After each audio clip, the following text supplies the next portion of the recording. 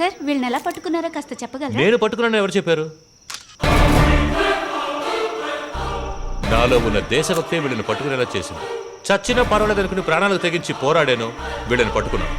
నేను ఒక్కడే వచ్చి వీళ్ళతో ఘర్షణ పడి పట్టుకున్న దగ్గర నుంచి ఎస్ఐ కొంచెం బిత్తరపోయారు. ఏ ఎస్ఐ గారు కరెక్టే కదా? Thank you. పొగడ్తల కోసం నేను ఏ పని చేయను. నాకు సంబంధించి పోలీస్ అంటే వర్క్ కాదు, వరం.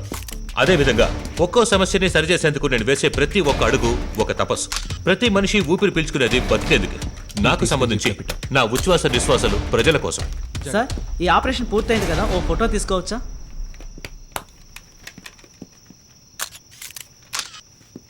కన్నా వీడిదని జీపేకి ఇచ్చండి.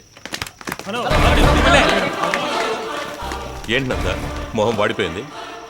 ఏంద్రా కష్టపడి టెర్రరిస్టులను పట్టుకుంది మనం, పొగడ్తలు వీడిక అనేగా ఆలోచిస్తున్నా. నందా పొగడ్తల్లో విలువైన పొగడత సీనియర్ పొగడతే. నేను ఇక్కడికి వచ్చినాకనే పొగిడాను కదా. ఉదాహరణకి క్రికెట్లో 11 మంది ఆడతారు, కానీ ఆఖరికి కప్పు చేరేది ఎవరి చేతిలోకి? కెప్టెన్ చేతిలోకే కదా. సార్ కప్పు గెలవాలంటే కెప్టెన్ కూడా ఆడి తీరాల్సిందే. ఆడకుండా కప్పు తీసుకునే హక్కు కెప్టెన్ కి కూడా ఉండదు. అయ్యయ్యే ఇలా అన్నిటికీ టెన్షన్ అవుతావేంటమ్మా?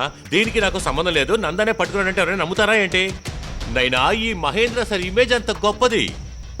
నువ్వు చెడ్డీలు వేసుకున్నప్పుడే ఈ మహేంద్ర కాకి చొక్కా వేసుకున్నాడు. అందుకే కదా సార్ ఇంకా మీకు మర్యాద ఇస్తుంది.